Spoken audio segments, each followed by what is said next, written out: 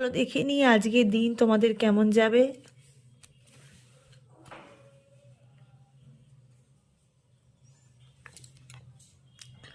আচ্ছা, night of ওয়ান্সের energy বেরিয়েছে। একটু কর্মব্যস্ততা বাড়বে, কাজের মধ্যে একটু ব্যস্ততা বাড়বে।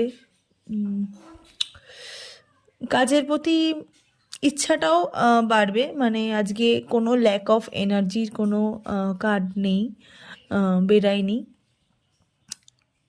সিরিয়াস নেবেন, হ্যাঁ, যাই তোমরা করছো বা যাই তোমরা করবে আজকের দিনের জন্য সেটা কিন্তু খুব সিরিয়াসলি করতে হবে।